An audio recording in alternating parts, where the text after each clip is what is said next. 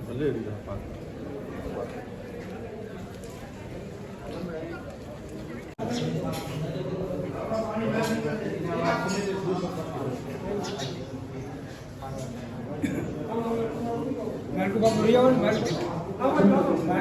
અરે ભાઈ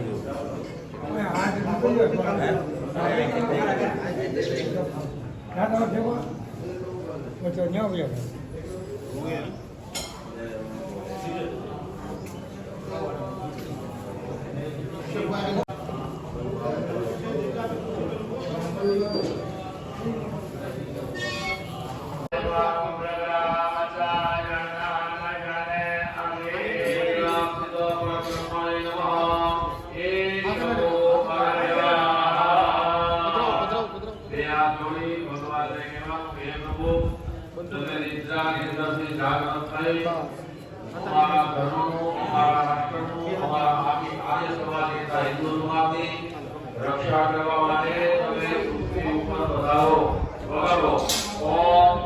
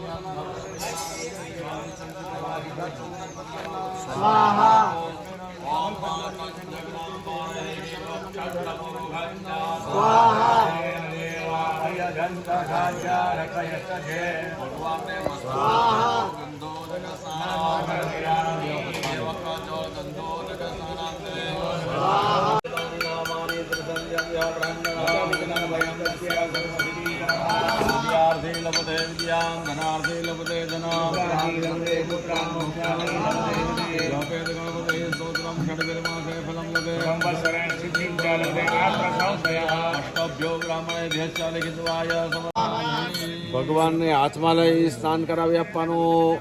બેનને જો હાથમાં. ઓમ શુદ્ધવાલ સર્વ શુદ્ધવાલો મણિવાલ સાશ્વિના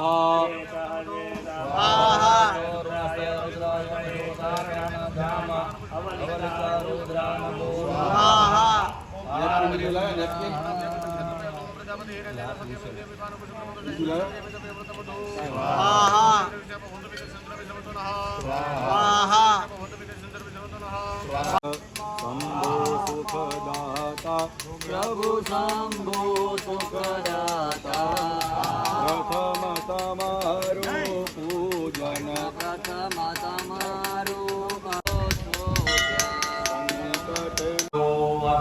પ્રાર્થના પૂર્વક નમસ્કાર ચાલો હવે ત્રણેય પાસે અર્ઘ્ય પ્રદાન કરાવો. ચાલો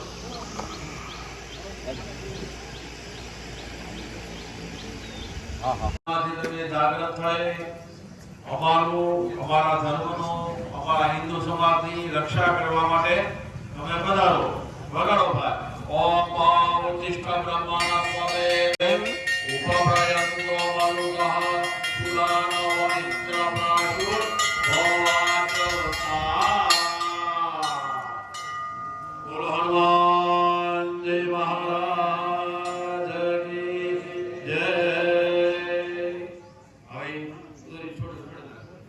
नमो देव्ये महादेव्ये शिवाय सत्संगणे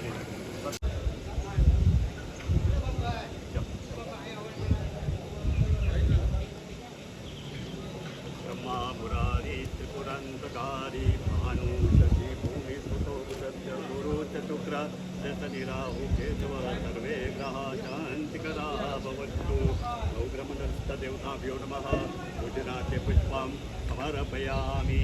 निवेद्याक्षरनिरको निवेद्यामि. ओमः प्राणाय स्वाहा अपनाय स्वाहा ज्ञानाय स्वाहा उदानाय पूज्यतां परमेश्वरः पूज्यतां परमेश्वरः कर्मान्ते निराजनं दीपम् परमेश्वर पूज्यतां परमेश्वर कर्मास्ते विलाजनं दीपम् अन्या अन्या पूज्या भगवान् ब्रह्मा प्रियतां नमः.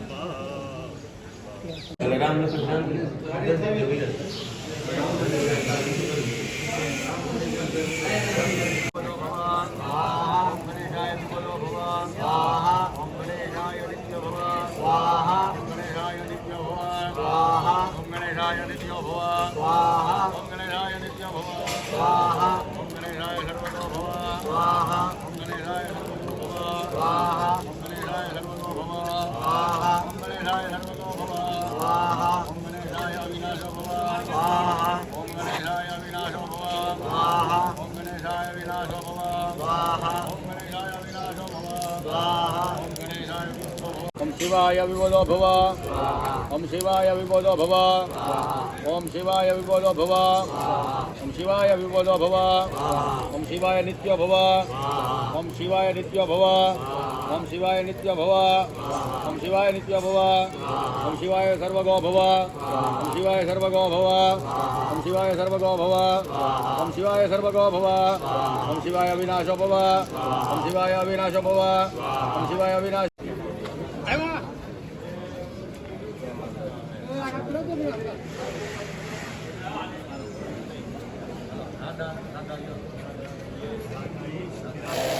ओम राधाय श्रीरा भव. राधाय श्रीरा भव. राधाय श्रीरा भव. राधाय श्रीरा भव. ओम राधाय प्रभया भव.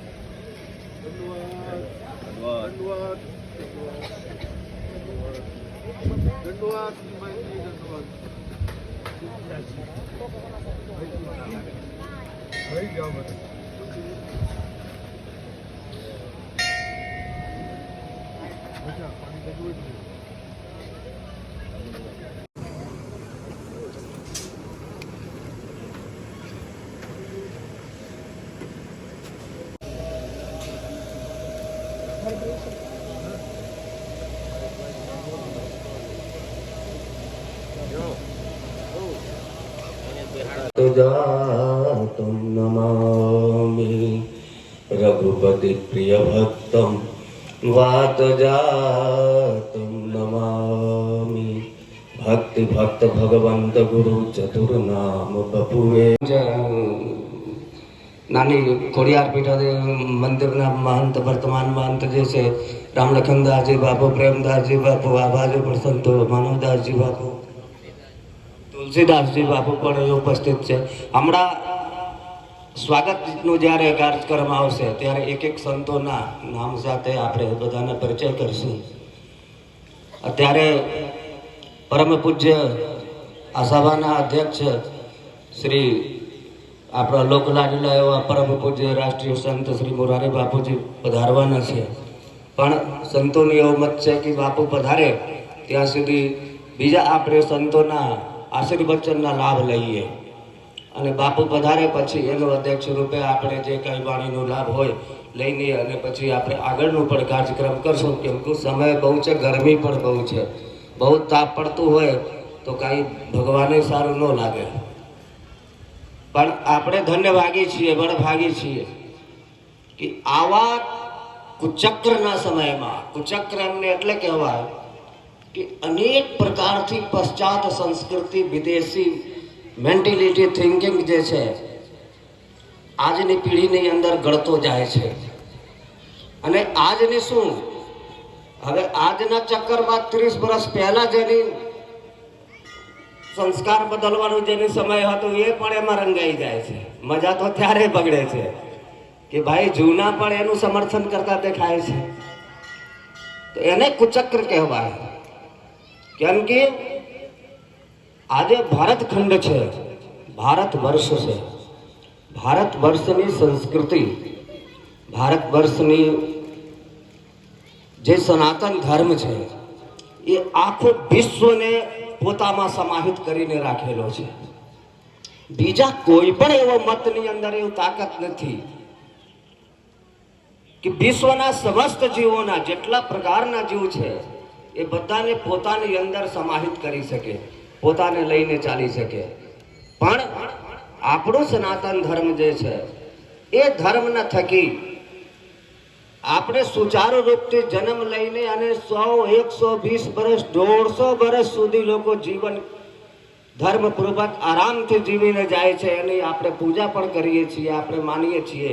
પણ ધર્મ વિહીન જે માણસો છે, ધર્મથી વિમુખ જે માણસો છે, એને એમ છે કે હું ધર્મને માનતો નથી, કે ધર્મ કાંઈ છે નહીં, બસ જે કાંઈ છે ખાઓ પીઓ, આજે કમાઓ, આજે ખાઓ, મરી જવાનું છે. કોણ જોયા છે ક્યાં સ્વર્ગ છે, ક્યાં નરક છે, કઈ મુક્તિ છે, ક્યાં બંધન છે, કાંઈ એને મગજમાં નથી, ખબર નથી.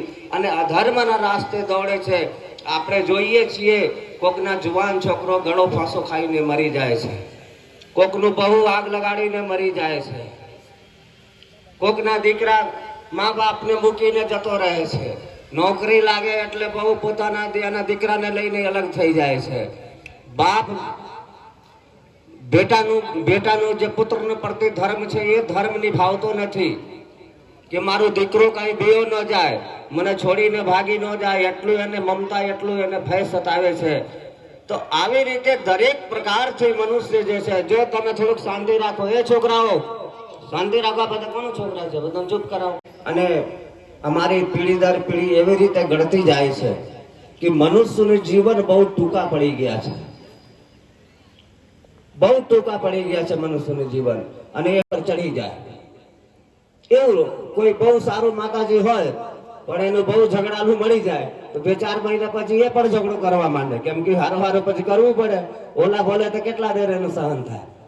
કોઈ બહુ સંત માણસ, આમ શાંત માણસ હોય એને કોઈ ખટપટીઓ મળી જાય, રાત દિવસ કર્યા કરે, આંગળી કર્યા કરે, પછી ઝઘડો તો થવાનું છે. તો મનુષ્ય જેનો સંગ કરે છે, જેનું આરાધના કરે છે, જેના ચિંતન કરે છે, જેનું સેવન કરે છે, એવી પ્રકારનું રંગ આપણા અંદર ચડી જાય. આજે વધારે લોકો મોબાઈલ અને ટીવી સિરિયલ જોવે છે તો બધાને રહેવાનું સિરિયલ જેવું થઈ ગયા છે. લો ઘરમાં જરીકે આમ જોઈએ નહીં, એનું મન ગમતું, બસ સ્વતંત્ર છીએ, સિરિયલ જેવું જીવન થઈ ગયા છે. પણ એ જીવન હકીકત નથી, એ નાટક છે. તમારે 80 વર્ષ જીવવાના છે, એનું આખું પિક્ચર 3 કલાકનું છે. એ તમને ગમે એટલું એટલે એ બનાવીને દઈ દીધું છે. ધર્મ કોઈને ગમતું નથી, કારણ મનુષ્યને શરૂથી બિરતી છે. આપણે નાનપણમાં નિશાળે જતા તો માસ્ટર 1 લાફા મારતા તો આપણે એકડો એટલું યાદ થતું. પછી બીજે દિવસે પીટાતા તો પછી બેકડો. તો 1 2 3 આવી રીતે ભણતા 10 સુધી પહોંચતા 100 સુધી યાદ કરતા કેટલો ટાઈમ લાગી ગયો બાપા, તમે વિચાર કરો. કખા ગાગા આખું અક્ષર ભણતા કેટલું ટાઈમ લાગી ગયા આપણને જરા યાદ કરો. પણ ગાળો દેવા માટે 1 દિવસ પણ નહીં જોઈએ. બોલો છોકરા તમારો 1 જ દિવસમાં ગાળો દેતા શીખી ગયા કે નહીં શીખી ગયા? કોકને ઊંધો બોલો હોય તો શીખી ગયા કે નહીં? મા બાપને જવાબ દઈ દેવો તો બોલે આ તો મારું જીવન છે, સ્વતંત્ર છે, તમે કોણ કહેવા વાળા છો? હું પણ જન્મ લીધા છું, મારો અધિકાર છે. માનવ અધિકાર વાળા તમારી પાસે ભોગી જાય. તમે કોઈને સતાવી નથી શકતા, જબરદસ્તી નથી કરી શકતા. તો આવી રીતે અધર્મ જો આપણા અંદર ગળી જતું હોય તો આ ધર્મને મિટાવીને ધર્મનું સ્થાપના કરવું એ સંતોનું કાર્ય છે, શાસ્ત્રનું કાર્ય છે, મહાપુરુષોના કાર્ય છે. મને લાગે છે બાપુજી પધારી ચૂક્યા છે, તો એનું પણ આપણે સ્વાગત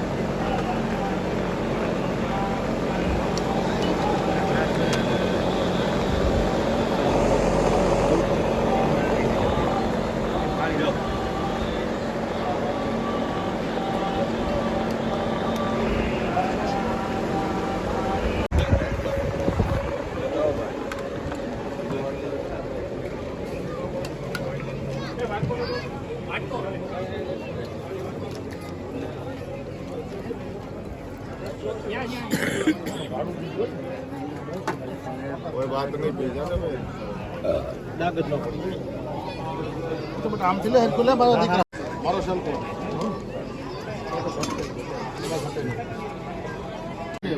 लेला पेला है उसका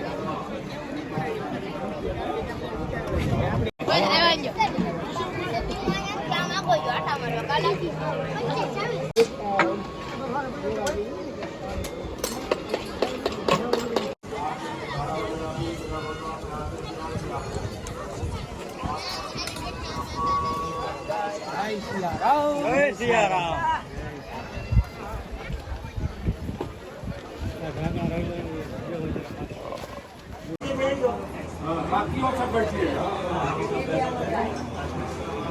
મારું